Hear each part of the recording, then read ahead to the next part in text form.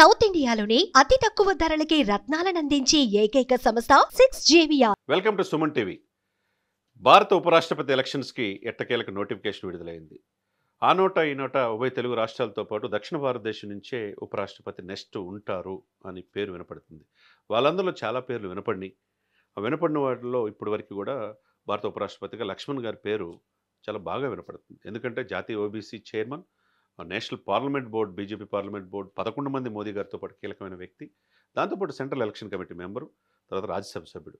ఆయనకున్న ప్రాధాన్యత ఈ దేశంలో ఏ రాజకీయ నాయకుడికి లేదు. ఎందుకంటే 1980 నుంచి విద్యార్థి దశక నుంచి ఏబీపీ నుంచి ఆర్ఎస్ఎస్ నుంచి యూనివర్సిటీ, ఉస్మాన్ యూనివర్సిటీ స్టూడెంట్ లీడర్గా దాదాపు 46 సంవత్సరాలు ఎనలేని కృషి చేసి లక్ష్మణ్ గారు చేశారు.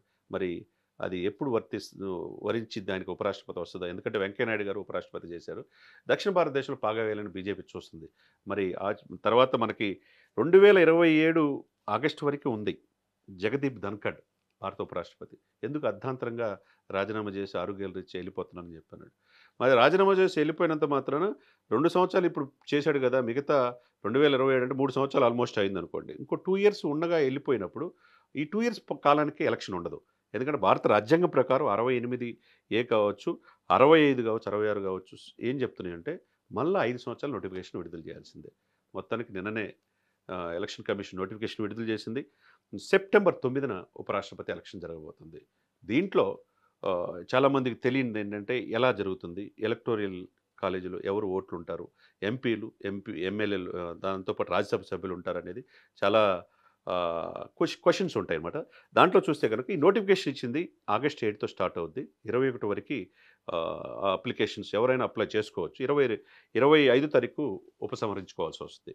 దాంట్లో నిలబడిన వాళ్ళని బట్టి, ఓటును బట్టి ప్రాధాన్యత క్రమంలో సెప్టెంబరు 9th ఎలక్షను, అదే రోజు రిజల్ట్ కూడా సాయంత్రం ఉంటుంది. ఉదయం 10 దాకా, కాడి నుంచి 5 దాకా ఎలక్షన్ జరుగుతుంది.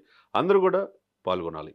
కాబట్టి ఆర్టికల్ 16, ఆర్టికల్ 68 ఏం చెప్తుంది, దాంతోపాటు ఆర్టికల్ 66 ప్రకారం ఉపరాష్ట్రపతి ఎలక్షన్స్ వచ్చినప్పుడు ఏం జరుగుతుంది అనేది, పార్లమెంట్లో ఎవరు పాల్గొంటారనేది ఒక్కసారిగా మనం సుమన్ టీవీలో చూద్దాం.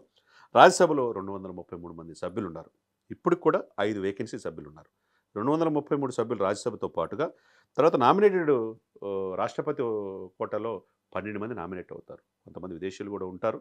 12 మంది నామినేట్ అవుతారు. తర్వాత పార్లమెంట్ ఉభయ సభల్లో కలిపి 543 మంది ఎంపీ ఒక స్థానం ఖాళీగా ఉంది.